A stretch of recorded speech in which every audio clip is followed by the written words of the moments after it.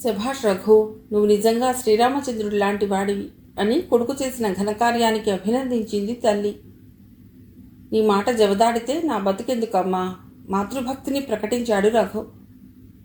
కూతురికి జరిగిన అన్యాయానికి ఎంతో వగచారు పద్మనాభయ్య దంపతులు. ఈ విషయంలో తామేం చేయాలో, కూతురి కాపురాన్ని ఎలా చక్కబెట్టాలో వారికి అర్థం కాలేదు. మొగుడొదిలేసిన భార్యగా రేపటి నుండి సుగుణ ఎలాంటి విమర్శలు, విషమ పరిస్థితులు ఎదుర్కోవాలోనని తమలో తామే కుమిలిపోయారు. ఇహపోతే పెళ్ళానొదిలేసిన మగ మహారాజు రఘు ఎంత సుఖపడుతున్నాడో చూద్దాం. తల్లి మనస్సు నొప్పించలేని బలహీనత కొద్దీ భార్యను తిట్టి తగిలేశాడు గాని సుగుణ లేని లోటు చాలా విషయాల్లో కనిపించసాగింది. రాత్రిళ్ల సంగతలా ఉంచి సాంఘికంగా తన పొజిషన్ చాలా దిగజారిపోయిందని తెలిసి వచ్చింది రఘుకు. ఇదివరకు ఎవరింటికన్నా జంటగా వెళితే ఎంతో మర్యాద మన్నన చూపేవాళ్ళు. చక్కగా రిసీవ్ చేసుకుని అతిథి సత్కారాలు ఘనంగా జరిపేవాళ్ళు. ఇప్పుడో ఎందుకొచ్చిన శనిరా అంటూ తప్పించుకుంటున్నారు. ప్రాణమిత్రుడు అనుకున్న ప్రభాకర్ ఇంటికి వెడితే వాడి మొహంలో తన రాకకు అయిష్టత స్పష్టంగా కనిపించింది. కారణం, వాడి భార్య కూడా చాలా అందంగా ఉంటుంది. ఎక్కడ తను వాడి భార్యతో ఎక్కువగా మాట్లాడతాడో, ఆమెను కొరుక్కు తినేస్తాడేమోనన్న భయంతో ప్రవర్తించాడు. 5 నిమిషాలు అవ్వగానే ఆఫీస్లో పనుందోయ్, మరోసారి కలుసుకుందాం అంటూ లేచిపోయాడు. వదిన్ని పుట్టింట్లో ఎందుకన్నయ్య గారు ఉంచటం, ఇక్కడ మీకు ఇబ్బంది కదూ అంది ప్రశ్నార్థకంగా ప్రభాకర్ భార్య. ఆమె మాటల్లో నీ భార్యను పుట్టింట్లో ఉంచటం దేనికి, నువ్విలా తిరగటం దేనికి అన్న హెచ్చరిక ఉందని గ్రహించాడు రఘు. బాగా పరిచయం ఉన్న సుబ్బయ్య గారింటికెడితే ఆయన తన వయసొచ్చిన ఆడపిల్లలందరినీ అలమరలో పెట్టి దాచిపెట్టినట్లు ప్రవర్తించారు. ఒక్క ఆడపిల్లనైనా తనతో మాట్లాడనీయటం లేదు. ఇదే ఇంతకు ముందు సుగుణతో వెడితే ఆడపిల్లలందరూ తనతో చనువుగా మాట్లాడిన వాళ్లే. ఎదురిటి జంట సరేసరి తనను అపహాస్యం చేస్తున్నట్లుగా కిసుక్కున నవ్వి చెయ్యి కలుపుకుని గదిలో దూరేవారు తను గమనిస్తున్నప్పుడు. ఇక కాలేజీలో పరిస్థితి మరీ దారుణం. తన వెనక పెళ్ళాన్ని వదిలేసి రోడ్లు సర్వే చేస్తున్న లెక్చరర్ ఆయనేరా అని కొంతమంది కుర్రవాళ్ళు మర్యాదగా మాట్లాడితే, అందమైన పెళ్ళాల సేవలను అనుభవించే అర్హత అందరు చవటలకు ఉండదురా అంటూ ఘాటుగా విమర్శించేవాళ్ళు కొంతమంది విద్యార్థులు. కోలెక్చరర్స్కి ఇదో వినోదమైపోయింది. సరదాగా షికార్కు పోదాం రమ్మని ఎవరైనా అడిగితే, సారీ బ్రదర్, మాకింటి దగ్గర పెళ్ళాం బిడ్డలు ఉన్నారు, నీలాగా రికామీగా లేము అనేవారు తన స్థితిని ఎత్తి చూపిస్తూ. ఒకసారి 2 లెక్చరర్ల మధ్య పోట్లాటొచ్చి అందులో ఒకతను, నేను చాలా నీతిపరునోయ్, పెళ్ళాన్ని వదిలేసి వెరైటీ కోసం రోజుకో చోటు వెతుక్కుంటూ పోయేవాణ్ణి కాదు కొంతమందిలా అన్నాడు. ఒకసారి ప్రిన్సిపల్ ఏదో స్పెషల్ పార్టీ కండక్ట్ చేస్తుంటే తనకు ఆహ్వానం రాకపోతే వెళ్ళి అడిగాడు రఘు ప్రిన్సిపాల్ను. సారీ మిస్టర్ రఘు, ఈ పార్టీలో పాల్గొనటానికి భార్యలను తీసుకుని రాగలిగిన వాళ్లే అర్హులు. కొన్ని కారణాల దృష్ట్యా ఆ అర్హత మీరు కోల్పోయారని విన్నాము. ఐ కాంట్ హెల్ప్ యూ అన్నారు నొసలతో వెక్కిరిస్తూ. బజారులో వస్తుంటే వీధి అరుగుల మీద కూర్చునే పని పాటలు లేని నిక్షేపరాయుళ్ళు కూడా, వాడేనా పెళ్ళాన్ని వదిలేసి పెట్టిన సన్నాసి అంటుంటే భరించలేకపోయేవాడు. వాళ్ళందరినీ ఖండాలుగా నరికితే పళ్ళు పటపటా నూరాడు రఘు. విశాలాక్షమ్మ పరిస్థితి అలాగే ఉంది. మీ కోడలు ఎప్పుడొస్తుందమ్మా విశాలాక్షమ్మ అని తెలిసి కూడా కొందరడిగితే ఏం జవాబు చెప్పాలో తెలియలేదామెకు. కోడళ్లు కొట్టించి పుట్టింటికి పంపి కొడుకును అచ్చోసిన ఆంబోతులా ఊరి మీద వదిలేసింది అని తన వెనుక అమ్మలెక్కలో ఆడిపోసుకుంటుంటే చెవులు మూసుకునేది విశాలాక్షమ్మ. తన అత్త తనకు కోడంట్రికం పెట్టిందిటగా, అందుకని తన కోడలకు కోడంట్రికం పెడుతోంది ఇప్పుడు. తన అత్త తీసుకు చచ్చింది, మరి దీని గతి? తనంటే గిట్టని వాళ్ళు తన మీద నిరసన వ్యక్తపరుస్తుంటే చాటుగానే శివ అనుకుంది. పుట్టింటికి పంపడం కోడలి మీద కక్ష సాధించటానికి అనుకుంటే అది తనను మరో విధంగా కట్టి కుదుపుతుందేమో అని కలవరపడిపోయింది విశాలాక్షమ్మ. ఓ రోజు రఘుకు కాలేజీ అడ్రస్కు ఓ ఉత్తరం వచ్చింది. దానిమీద దస్తూరి పరిచయమైనది కాకపోవటంతో ఉత్కంఠతతో దాన్ని ఓపెన్ చేసి చదివాడు. లోకల్ లెటర్ అది. ప్రియమైన రఘుబావ గారు, నాకు హైదరాబాద్ నుండి పద్మనాభయ్య గారు ఉత్తరం రాశారు. ఇలా కొంపలు కూల్చడం ఎప్పుడు నేర్చుకున్నావని. దానికి కారణం నా రాక, నా చనువు మూలంగా సుగుణను అపార్థం చేసుకుని పుట్టింటికి శాశ్వతంగా పంపివేశారట మీరు. మనస్ఫూర్తిగా మీకు మనవి చేస్తున్నాను. జోకులేసి సుగుణను నవ్వించటం మినహా నేనే తప్పు చేయలేదు ఆమెతో. నా జోకులతో ఒక కాపురం కూలిందని తలుచుకుంటే నా మీద నాకే అసహ్యం వేస్తోంది. సందర్భం గమనించకుండా నవ్వటం, నవ్వించటం ఎంత భయంకర పరిణామాలకు దారితీస్తుందో తొలిసారిగా తెలుసుకుని సిగ్గుపడుతున్నాను. మరో విషయం, ఇందులో మీ అమ్మగారి పాత్ర చాలా ఉండి ఉంటుందని నా నమ్మకం. తరువాత, మంచి మనసున్నా సరే మీరు లేని టైంలో వచ్చి కాకతాళీయమే అయినా కానీ మీ భార్యతో కబుర్లు చెప్పి ఆమె కాపురం చెడగొట్టినందుకు శిక్షార్హుణ్ణి నేను గాని ఆమె కాదు. కావాలంటే నన్ను తిట్టండి, కొట్టండి, చంపండి. ఆమె సుగుణే కాదు, సుశీల కూడాను. నా మాటల మీద నమ్మకం లేకపోతే నా భార్యను అడగండి. ఆమె 2 రోజుల క్రితమే బిడ్డనెత్తుకుని వచ్చింది. ఆ బిడ్డ గొంతుక మీద కాలు పెట్టి నొక్కుతూ మరీ అడగండి. అలాంటి ఇరకాట పరిస్థితిలో కూడా నా భార్య, మా ఇరువురికి అంటే సుగుణకు నాకు సంబంధం ఉంది అంటే మీ ఎదురుగా కత్తితో పొడుచుకుని చస్తాను. విజ్ఞులు, ఇంతకన్నా మీకేమని రాయను. ఇట్లు దౌర్భాగ్యుడు మాధవరావు. ఆ ఉత్తరం రఘులో కొంత సంచలనం కలిగించింది. మానసిక సంఘర్షణలో నలిగిపోయాడతడు. వస్తుతః రఘుకు సుగుణ మీద అనురాగమే గాని అనుమానం లేదు. కానీ తల్లి మాట జవదాటలేని తన బలహీనత వల్ల కళ్ళెదుట కొట్టొచ్చినట్లు కనిపిస్తున్న నిజాన్ని కల్లా అని ఎలా అంటాం అన్నట్లుగా నిలవేయటం వల్ల ఆవేశంలో, ఉద్రేకంలో యుక్తాయుక్త విచక్షణా జ్ఞానాన్ని కోల్పోయి భార్యను దారుణంగా ఇంట్లో నుండి వెళ్ళగొట్టేశాడు. అయితే దాని ఫలితం అనుభవించక తప్పలేదతడికి. అనుక్షణం భార్య తీయటి మాటలు, చిలిపి కవ్వింపులు, ఆమెతో గడిపిన మధుర క్షణాలు గుర్తుకొచ్చి మనస్సును కలిచివేయసాగినాయి.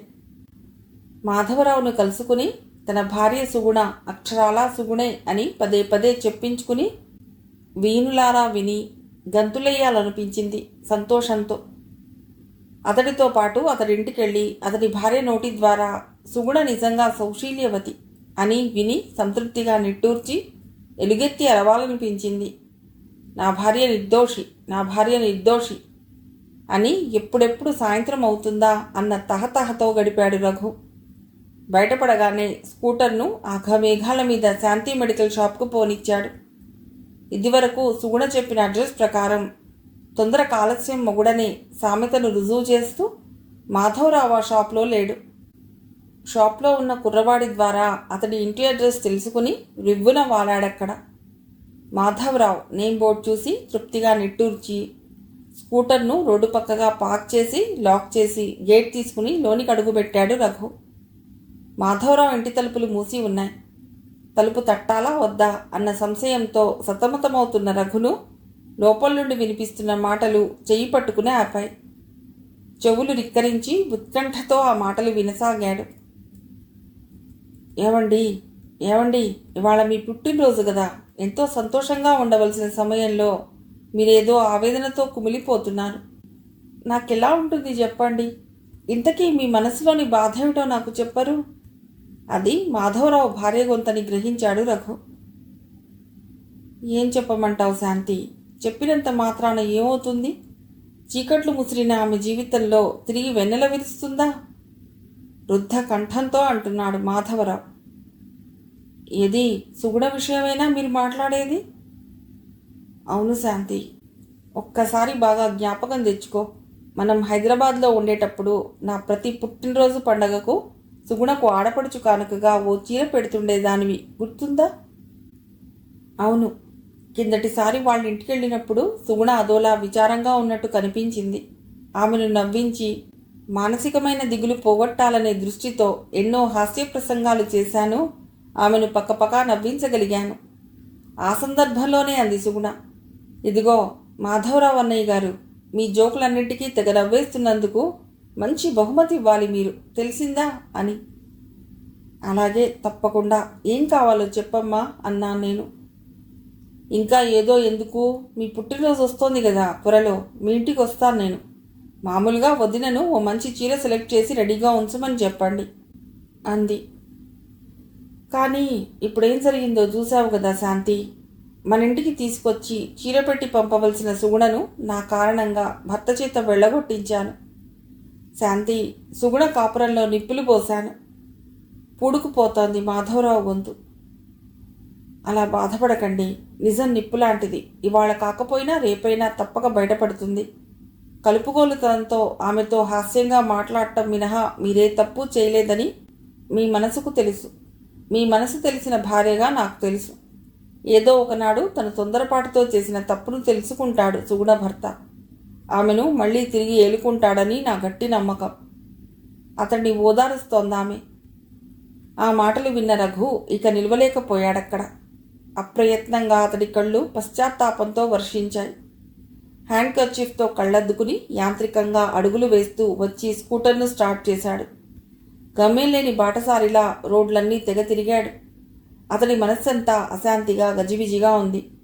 అన్యాయంగా నన్ను వదిలేశారని ఇప్పటికైనా తెలిసిందా మీకు అని సుగుణ పదే పదే దీనంగా ప్రశ్నిస్తున్నట్లు అనిపించింది. బరువెక్కిన హృదయంతో రాత్రి 8 ఇంటికి చేరుకున్నాడు రఘు. అన్నం దగ్గర కూర్చున్నాడన్న మాటే గాని అతడి మనస్సులో లేదు. అన్నీ సుగుణ మీది ఆలోచనలే. ఏ రఘు, అదోలా ఉన్నావేమిటి? ఒంట్లో బాగుండలేదా? విశాలాక్షమ్మ ఆతృతగా అడిగింది. ఏం లేదు, బాగానే ఉందంటూ దాటవేశాడు రఘు. కానీ విశాలాక్షమ్మ ఊరుకోలేదు. నాకు తెలుసురా, నీ మనసు సుగుణ గురించే ఆలోచిస్తోంది. తప్పు చేసినా దాని మీద నీకు ఇంకా ప్రేమ పోయినట్టు లేదు. అంతా కర్మ అంటూ వాపోయింది. రఘు చెవుల్లో ఏదో సముద్ర ఘోష. మాధవరావు ఇంట్లో తను విన్నదేమిటి? ఇక్కడ అమ్మ అంటున్నదేమిటి? పిచ్చెక్కినట్లయింది రఘుకు. చెయ్యి కడుక్కుంటూనే వెళ్ళి మంచం మీద పడ్డాడు. ఆ రోజు నుండి రఘు జీవితంలో మార్పు వచ్చింది. ప్రతి విషయంలో అనాసక్తి ఏర్పడింది. తిండి తిప్పలు సరిగ్గా పట్టించుకోవటం లేదు. నీరసించిపోయాడు. గడ్డం బాగా పెరిగి రోగిలా తయారయ్యాడు. దుస్తుల విషయంలో శ్రద్ధ చూపటం మానేశాడు. కాలేజీకో 15 రోజులు లీవ్ అప్లై చేశాడు. కొడుకు పరిస్థితి చూసి తల్లడిల్లిపోయింది విశాలాక్షమ్మ. వీడిలా తయారవ్వటానికి సుగుణ లేకపోవటమే కదా కారణం అని గుర్తొచ్చి మరీ బెంబేలు పడిపోయింది. సుగుణ విషయంలో ఓ పట్టాన మనస్సు సమాధాన పట్టం లేదు. అలాగని సుగుణ తప్పు చేసిందని ఖచ్చితంగా నిర్ణయించలేకపోతోంది. నిజానికి తను కళ్ళారా చూడలేదు కదా, కేవలం ఊహించుకోవడమే తప్ప. అమ్మా, నిజం చెప్పమ్మా. సుగుణ మాధవరావుతో కలిసి నీచంగా ప్రవర్తించటం నువ్వు స్వయంగా చూసిన తర్వాతనే సుగుణ మీద ఆ నిర్ణయానికి వచ్చావా అని రఘు నిలదీసి అడుగుతుంటే ఏం సమాధానం చెప్పాలో తెలియటం లేదా మీకు? నీ కోడలు అగ్నిహోత్రం లాంటి పవిత్రమైన మనిషి. దారుణంగా దాని కాపురంలో నిప్పులు పోసావు. ఇప్పటికైనా మించిపోయింది లేదు. సుగుణను వెంటనే తిరిగి తెచ్చుకో. మళ్ళీ ఇల్లు కళకళలాడుతుందని ఇరుగు పొరుగు అమ్మలక్కలు తను దుయ్యబడుతూ సలహాలు ఇస్తుంటే ఏం చేయాలో తోచడం లేదామెకు. ఇలా ఉండగా రఘు ఓ 2 రోజులు తీవ్రంగా జ్వరపడ్డాడు. మూసిన కన్ను తెరిచిన పాపాన పోలేదు. డాక్టర్ చెప్పిన ప్రకారం టైముకు మందులు, గ్లూకోజ్ నీళ్లు వగైరాలు ఇస్తున్నప్పుడు రఘు రూపం పరిశీలనగా చూసి మొదలు నరికిన చెట్టులా అయిపోయింది విశాలాక్షమ్మ. రఘు ముఖంలో ఎక్కడా కళాకాంతులు లేవు. ఇదివరకటి అందమైన ముఖబింబం ఇప్పుడు నీరసానికి, దైన్యానికి ప్రతిబింబంలా ఉంది. ఇలా కొన్ని రోజులు పోతే గడగడా వణికిపోయింది విశాలాక్షమ్మ. అమ్మో, ఇంకేమైనా ఉందా? హఠాత్తుగా భర్త గుర్తుకొచ్చాడు విశాలాక్షమ్మకు. గోడకున్న ఆయన ఫోటో వైపు అదోలా చూసి నిట్టూర్చింది. తల్లి దుర్బోధ విని భార్యను అలక్ష్యం చేసి తాగుడు, పేకాట, స్త్రీ వ్యసనాల పాలబడి అధోపతనమైపోయాడు తన భర్త. అలాగే తను కోడలి మీద దుర్బోధ చేసి తన కొడుకు పతనానికి కారణమవుతోందా? ఏమో, రేపు రఘు మాత్రం అలా తయారవ్వడని ఏమిటి నమ్మకం? లోకల్లో ఎంతమందిని అలా చూడటం లేదు. వీల్లేదు, అలా జరగటానికి ఎన్నటికీ వీల్లేదు. కారు చీకటి లాంటి తన జీవితంలో మిగిలిన ఆశాకిరణం రఘు ఒక్కడే. అతడి జీవితం పతనమవ్వటం తన కంఠంలో ప్రాణం ఉండగా జరగని పని. కావలిస్తే ఏదో నిర్ణయానికి వచ్చినట్లుగా అక్కడున్న కుర్చీలో కూలబడింది విశాలాక్షమ్మ. 4-5 రోజుల కల్లా ఓ మాదిరి స్వస్థత చిక్కింది రఘుకు. కళ్ళల్లో ఒత్తులేసుకుని అన్ని పనులు మీ అమ్మగారే చేశారు బాబుగారు. ఆమె చేసిన సేవ వల్లే మీకు జ్వరం తొందరగా తగ్గిపోనాది. చూడండి ఆమె మొహం ఎలా పీక్కుపోనాదో అంది రాజమ్మ. తల్లివైపు ప్రేమగా చూశాడు రఘు. అంతలో అతడికి ఏదో గుర్తొచ్చినట్లు మొహం లానమైంది. నూతిలో నుండి మాట్లాడుతున్నట్లుగా అన్నాడు. మీ కోడలుంటే నీకు ఈ తిప్పలన్నీ తప్పేవిగా అమ్మా. విశాలాక్షమ్మ వెన్నుమీద ఎవరో చెరిచినట్లయింది. ఆమెకు అంతర్వాడి ప్రబోధం చేసినట్లయింది. నిద్ర నుండి మేల్కొన్నట్లుగా బాబు ఒక చిన్న మాట అంది. ఆ గొంతులో పశ్చాత్తాపం తాండవిస్తోంది. ఏమిటమ్మా? కోడలను వెంటనే పంపమని మీ మామగారికి ఉత్తరం రాయి. అమ్మా! మంచం మీద నుండి 5 అడుగులు ఎగిరిపడినంత సంతోషంగా అరిచాడు రఘు. అతని మనస్సు నిండా చల్లని తెల్లని వెన్నెల పరుచుకున్నట్లయింది. అయినా వెంటనే బయటపడదలుచుకోలేదతడు. తప్పమ్మా తప్పు. తల్లిగా నువ్వు అలాంటి చెడు సలహాలు ఇవ్వరాదు. నీ కోడలు కులట, పతిత. ఆ విషయం నీకు నిర్ధారణగా తెలుసు. బాబూ, చచ్చిన పామును ఎందుకింకా చంపుతావు? అయితే? అవును బాబు రఘు, ఆమె చేసిందన్నది నిజం కాదు. దాన్ని నేనే తొందరలో అపార్థం చేసుకున్నా. వెంటనే కోడలను తీసుకురమ్మని మీ అత్తమామలకు ఉత్తరం రాయి. ఉత్తరం ఏమిటమ్మా? టెలిగ్రామ్ ఇస్తాను. గాలిలో తేలిపోతున్న ఉత్సాహంతో విశాలాక్షమ్మ వద్దంటున్నా వినకుండా స్కూటర్ వేసుకు వెళ్ళిపోయాడు రఘు పోస్టాఫీస్కు. అమ్మయ్య అనుకుని హాయిగా నిట్టూర్చింది విశాలాక్షమ్మ. కానీ అంతలోని ఆమెలో ఏదో భావ సంఘర్షణ. ఆ ఆలోచనల ధాటికి ఆమె ఆగలేకపోయింది. పెనుగాలికి చిగురుటాకులా అల్లాడిపోయింది ఆమె మనస్సు. అల్లుడి దగ్గర నుండి వచ్చిన టెలిగ్రామ్ అందుకుని చూసిన పద్మనాభయ్య గారు పరమానందభరితులయ్యారు. మళ్ళీ తన జీవితం చిగురించబోతోందన్నమాట అని తలుచుకుని ఆనందంతో పొంగిపోయింది సుగుణ. అవమానించబడిందన్న ఆవేశంలో అత్తింటి నుండి పౌరుషంగా వచ్చేసిందే గాని రఘు అంటే సుగుణ కపారమైన ప్రేమానురాగాలున్నాయి. అవును మరి, అంత తేలిగ్గా వదులుకునేదైతే పవిత్రమైన వివాహ బంధానికి అర్థమేముంది? ఇన్నేళ్లకాయన తన నిర్దోషిత్వాన్ని తెలుసుకున్నారన్నమాట. అదే చాలు అనుకుంది సుగుణ. సుగుణ తల్లి కూడా సంతోషించినా రాక్షసి లాంటి వియ్యపురాలి మీద అంత తేలిగ్గా నమ్మకం కుదరటం లేదామెకు. ఇదే వెత్తుగడో మళ్ళీ తన కూతురు ఎక్కడ రాచిరంపాన పెడుతుందో నని ఆమె భయం. అందుకనే అందామె పద్మనాభయ్య గారితో, ఏదేవైనా గాని మనం కూడా వెళ్ళి అక్కడ ఓ 10 రోజులుండి అమ్మాయికి ధైర్యం చెప్తే మంచిది.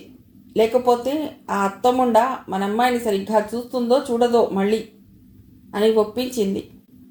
ఈసారన్నా కూతురు సుఖపడేట్టు చూడటం తన కర్తవ్యం అనుకున్న పద్మనాభయ్య గారు సరే అలాగే చేద్దాం అన్నారు. మర్నాడు ఉదయమే కృష్ణా ఎక్స్ప్రెస్లో బయలుదేరారు పద్మనాభయ్య దంపతులు సుగుణను తీసుకుని. గుంటూరు చేరేసరికే మిట్ట మధ్యాహ్నం దాటిపోయింది.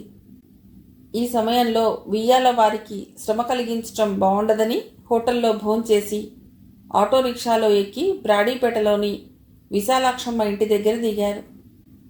అత్తమామలకు తన ప్రియసతి సుగుణకు రఘు ఎదురెళ్ళి స్వాగతం పలికాడు. కొంచెం నీరసంగా ఉన్నా నున్నగా షేవ్ చేసుకుని మంచి డ్రెస్ చేసుకుని మనస్సులో ఉరకలు వేసే ఉత్సాహంతో నీట్గా ట్రిమ్గా ఉన్నాడు రఘు. రండి రండి అంటూ సాదరంగా గౌరవపూర్వకంగా ఆహ్వానించాడు. రాజమ్మ ఆదయ్యలు కాళ్ళు కడుక్కోవటానికి నీళ్ళివ్వటం, తుండందించటం లాంటి మర్యాదలు చేశారు. అందరూ వరండాలో వేసి ఉన్న కుర్చీల్లో సుఖాసీనులయ్యారు. చెదురుమదురుగా పట్టిన మబ్బులన్నీ విడిపోయిన ఆకాశం నిర్మలంగా ఉంది. సూర్యుడు ప్రకాశవంతంగా వెలుగుతున్నాడు. ఇంటి ముందు రోడ్డు మీద అప్పుడప్పుడు ఆటోలు రిక్షాలు తిరుగుతున్నాయి. రాజమ్మ ఆదయ్యలు కాఫీ టిఫిన్ల ఏర్పాట్లకు లోనికెళ్ళిపోయారు. సుగుణను చూసిన ఆనందాన్ని పట్టలేని రఘు తన సంస్కారాన్ని గుర్తు తెచ్చుకుని, నన్ను క్షమించు సుగుణ, జరిగిపోయింది పీడకలలా మర్చిపోయి నీ జీవితాన్ని స్వర్గతుల్యం చేస్తాను అన్నాడు. మీరు నన్ను క్షమించాలి. చూపర్ల కపోహ కలిగేలా మాధవరావుతో ప్రవర్తిస్తున్నాననే విషయాన్ని మర్చిపోయినందుకు నొచ్చుకుంటూ అన్నది సుగుణ. మనలో మనకు క్షమాపణలేముందిలే అల్లుడు. ఇక నుండి హాయిగా ఉండండి మీరిద్దరూ. పెద్దవాళ్ళం, మాకంతకన్నా కావాల్సిందేముంది అన్నారు పద్మనాభయ్య గారు చిరునవ్వుతో. అన్నట్లు అత్తయ్యేరి కనిపించరే అంటూ లేచి లోనికెళ్ళింది సుగుణ. మేము అదే అనుకుంటున్నాం అన్నారు పద్మనాభయ్య గారు భార్యను కూడా కలుపుకుని. అత్తయ్య కోసమని గదిలోకి వెళ్ళిన సుగుణకు టేబుల్ మీద మడతపెట్టిన కాగితం ఒకటి కనిపించింది. వణికే చేతులతో దాన్ని అందుకుని ఆత్రంగా చదవసాగింది. కోడలు సుగుణకు, నీ సుఖజీవితం మీద అసూయతో నీ మీద అనవసరమైన అపోహ కలిగించుకుని నింద వేసి తన్ని తరిమేయించాను. నా ఈ పాపానికి నిష్కృతి లేదు. తిరిగి తెచ్చుకో నా కోడలను అని రఘుకు ఆదేశాన్ని ఇచ్చినప్పటికీ నిన్ను మీ వాళ్లను చూడటానికి నా మొహం చెల్లటం లేదు. అందుకని నేను ఈ లోకం నుండే నిష్క్రమింపదలుచుకున్నాను. ఇక నుండి మీ భార్యాభర్తల జీవితం 3 పువ్వుల 6 కాయలుగా విలసిల్లాలని, సుఖ సంతోషాలతో విరజిల్లాలని మనసారా ఆశీర్వదిస్తున్నాను. పెద్దదాన్నైనా నన్ను మన్నించమని అర్థిస్తున్నాను. మీ అత్తయ్య కరెంట్ షాక్కి చచ్చిపోయిందని లోకం అనుకుంటుంది. అలాగే అనుకో నీవు, లేదా అంత ఒట్టు. మీ అత్త విశాలాక్షమ్మ. సుగుణ ఉత్తరం చదవటం పూర్తి చేసిన కొన్ని క్షణాలకు మరో గదిలో నుండి కెవ్వున కేక వినిపించింది. వరండాలో నుండి రఘు, పద్మనాభయ్య గారు, ఆయన భార్య, పక్క గదిలో నుండి సుగుణ, వంటింట్లోంచి రాజమ్మ, ఆదయ్యలు కంగారుగా పరిగెత్తుకుంటూ వచ్చారు కేక వినిపించిన చోటుకు. గోడ మీద వేలాడుతున్న రఘు తండ్రి ఫోటో పక్కన ఉన్న స్విచ్ బోర్డ్ కింద నేల మీద పడింది విశాలాక్షమ్మ. ప్లాస్టిక్ కవర్ విరిగిపోయిన స్విచ్ వికృతంగా వెక్కిరిస్తోంది. జరిగిందేమిటో అందరికీ తెలిసిపోయింది. విశాలాక్షమ్మ ఎలక్ట్రిక్ షాక్ కావాలని పెట్టుకుందన్నమాట. అందరి గుండెలు దడదడా కొట్టుకుంటున్నాయి. విశాలాక్షమ్మను అందరూ తలా ఒక చెయ్యి బట్టి మంచం మీదకు చేర్చారు. నాడి చూడండి బాబూ అన్నాడు ఆదయ్య. కాదు, వెంటనే వెళ్ళి డాక్టర్ను పిలుచుకురా అంటూ ఆదేశించాడు రఘు. 10 నిమిషాల్లో డాక్టర్ వచ్చి విషయం తెలుసుకుని విశాలాక్షమ్మను పరిశీలించాడు. ఓ ఇంజెక్షన్ ఇచ్చాడు. అందరి వైపు అదోలా చూశాడు ఆయన. ఏమిటి డాక్టర్, ఏమైంది? ఎలక్ట్రిక్ షాక్ బాగా తగిలిందా? ఎలా ఉందా ఆమె పరిస్థితి? అందరి మనస్సులు ఆందోళనగా ప్రశ్నిస్తున్నాయి. డాక్టర్ గంభీరంగా అన్నాడు. ఆయన మాటలు విని అందరికీ మతిపోయింది మొదట. కానీ ఫలితం విని అంతా సంతోషించారు. ఈమెకు అసలు ఎలక్ట్రిక్ షాక్ తగలనే లేదు. మూతలేని స్విచ్ మీద పొరపాటున చేయబెట్టి ఎలక్ట్రిక్ షాక్ తగిలిందనే భ్రమ వల్ల మెంటల్ షాక్ తిని కేక వేసి స్పృహ తప్పి పడిపోయి ఉంటుంది. మరో 10 నిమిషాల్లో షీల్ బీ ఆల్ రైట్, సంతోషంగా ఉండండి అంటూ వెళ్ళిపోయాడు డాక్టర్. డాక్టర్ అన్న ప్రకారమే స్పృహ వచ్చింది విశాలాక్షమ్మకు. రాజమ్మ చేత వేడి కాఫీ తెప్పించి ఇచ్చాడు రఘు. ఆమె తాగి అందరి వైపు అమాయకంగా చూడసాగింది. భగవంతుడు దయామయుడు, మళ్ళీ మిమ్మల్ని మాకు దక్కించాడు. ప్రస్తుతం మీకు విశ్రాంతి అవసరం. కాసేపు పడుకోండి. స్థిమితపడ్డాక మళ్ళీ వచ్చి మీతో మాట్లాడతాం అని విశాలాక్షమ్మతో చెప్పి పదండర్రా అంటూ పురమాయించారు పద్మనాభయ్య గారు. ఆనందం నిండిన మనస్సులతో అందరూ నిష్క్రమించారు, ఒక్క సుగుణ తప్ప. సుగుణ వైపు చూస్తూ ఆశ్చర్యంగా అంది విశాలాక్షమ్మ. పాడుఘటాన్ని చావు కూడా వద్దు పొమ్మంది అని ఏడుస్తోంది విశాలాక్షమ్మ. ఛీ అత్తయ్య, అలా అనకండి. నేను ఆ గదిలోకి అడుగుపెట్టేసరికే మీరు రాసిన ఉత్తరం కనబడింది. అది చదివి నిలువెల్లా వణికిపోయి ఎందుకైనా మంచిదని ముందు మెయిన్ తీసేశాను. ఇలా మెయిన్ తీస్తున్నాను, అలా మీ కేక వినిపించింది. డాక్టర్ చెప్పినట్లుగా మీకు తగిలింది మెంటల్ షాక్ మాత్రమే. అయినా ఎంత పని చేశారు అత్తయ్య. సమయానికి మీరు రాసిన ఉత్తరం నా కంటపడబట్టి కానీ లేకపోతే ఎంత ఘోరం జరిగిపోయి ఉండేది. మీ చల్లని మనస్సే నా కాపురానికి శ్రీరామరక్ష. ఆశీర్వదించండి అత్తయ్య అంటూ పాదాభివందనం చేయబోయింది సుగుణ. విశాలాక్షమ్మ వారిస్తూ సుగుణను దగ్గరకు తీసుకుని ప్రేమగా, వాత్సల్యంగా హృదయానికి హత్తుకుంది. సుగుణ, నువ్వు పేరుకు తగ్గ ఉత్తమురాలివి. ఇవాల్టి నుండి నిన్ను కోడలిగా కాదు, స్నేహితురాలిగా చూసుకుంటాను అంటూ పశ్చాత్తాపంతో పునీతమైన అత్తగారి కౌగిల్లో ఇమిడిపోయిన సుగుణ కళ్లల్లో ఆనంద భాష్పాలు నిలిచాయి. ఎలక్ట్రిక్ షాక్ విషయం అత్తాకోడళ్ల గుండెల్లోనే రహస్యంగా ఉండిపోయింది. కథ సమాప్తం.